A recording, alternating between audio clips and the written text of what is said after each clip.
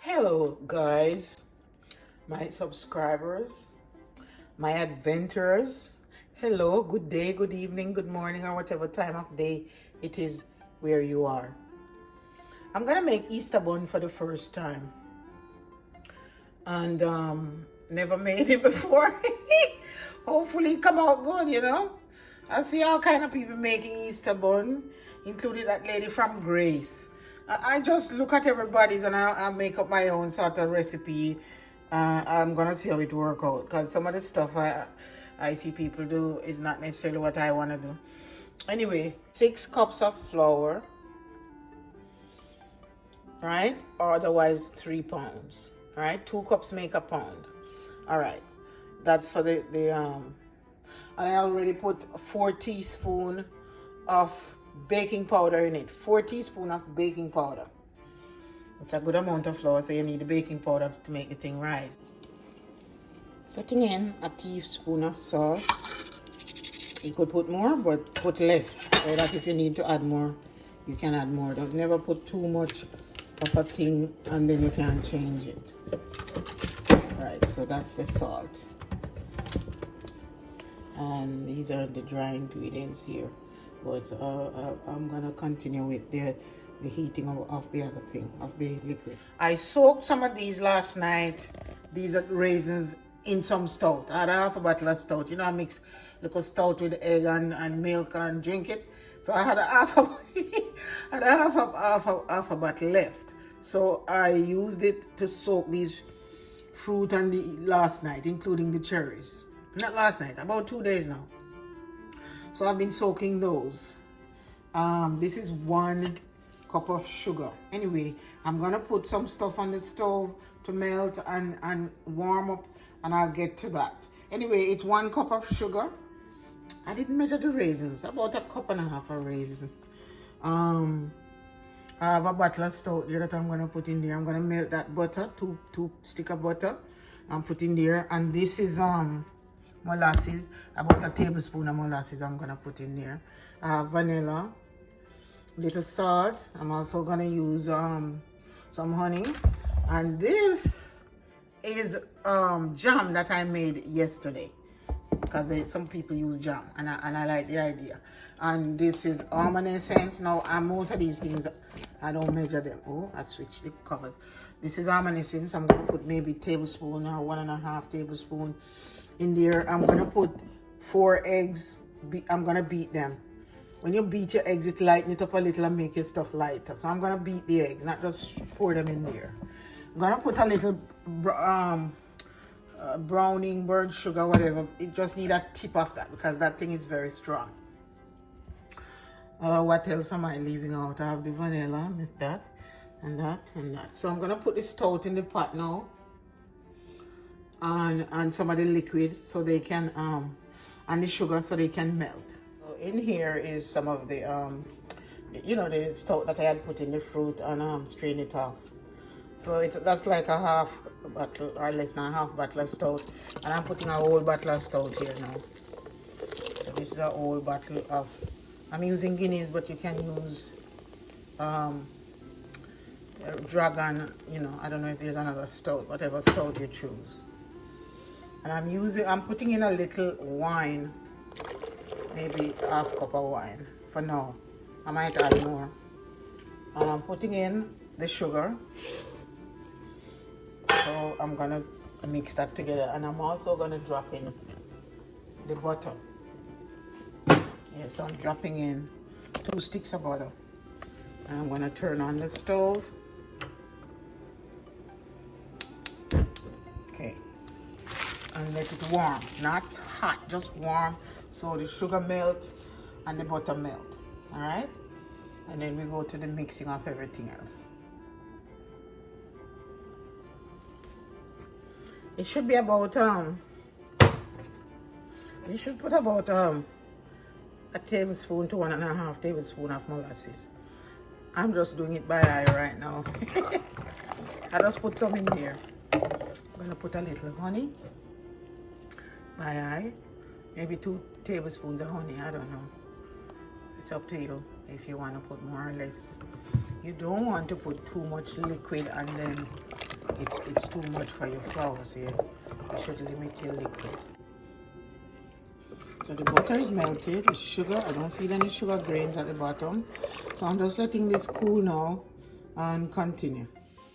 So the liquid has cooled, you know, I took it off the fire, butter melted, sugar melted and everything, and I'm pouring in some almond essence. Let's say about a tablespoon. You know, I use too much of everything. Almond essence, vanilla, and I'm gonna put in the not gonna put the browning, because if it's brown enough, I don't need the browning. You know, I don't want it too dark. So putting in some cinnamon, organic cinnamon. I wonder what difference. Putting in some of my cinnamon, and that was nutmeg actually I put in there before.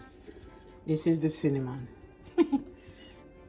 So I had grown organic nutmeg, so I just use it. So I put a good amount of cinnamon. That should do it. And now I'll put some of the raisins. Not putting too much. And I cut some of these cherries in half. See, I cut some of the cherries in half. And I put some in there. Because I want lots of fruit throughout my bun. Yeah. Some people don't like it, but I like it. I like a lot of fruit in my bun. Anyway, so I keep adding. So I put the 4 eggs in here, just small eggs. You know, not some of those big ones. So I'm beating these. Get little, you know, I'm incorporating a little air into it. Because the eggs give the air, you know, in the cake or bun or whatever you're baking. And also the baking powder. It's not just the baking powder, you know, it's the egg, especially the egg whites. So I put 1 cup of flour already, and I'm putting another cup and keep stirring. Incorporating the flour into the liquid.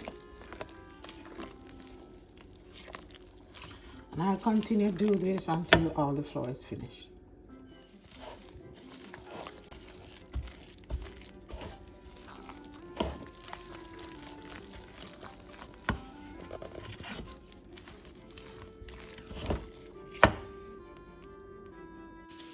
I just put the egg in, and I did put half a teaspoon of browning. I don't want it too black, but I also want, you know, it dark. So we'll see how this turns out. That's why you shouldn't really put your browning and everything in, because, you know, too quickly, because you don't know if at least that's how I think about it.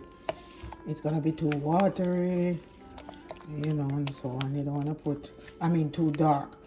When you see it this dark now, it's going to be much darker when it bakes, especially when you put a little browning in there. So it's going to be darker than this, and I think this is good enough for me.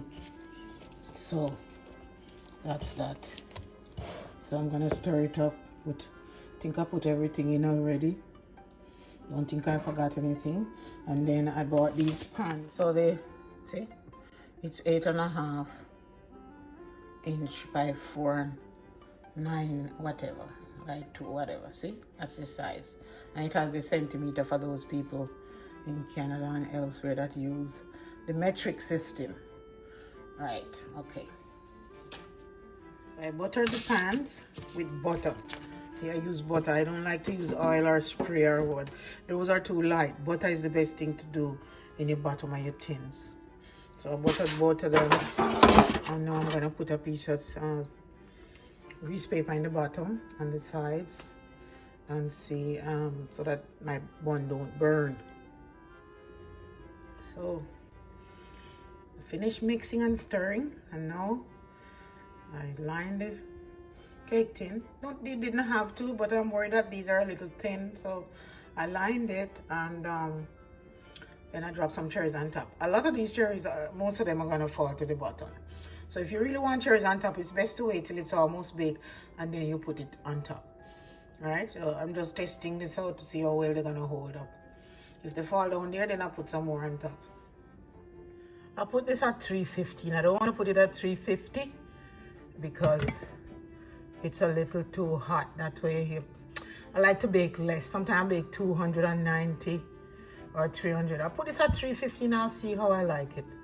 and it should take about an hour.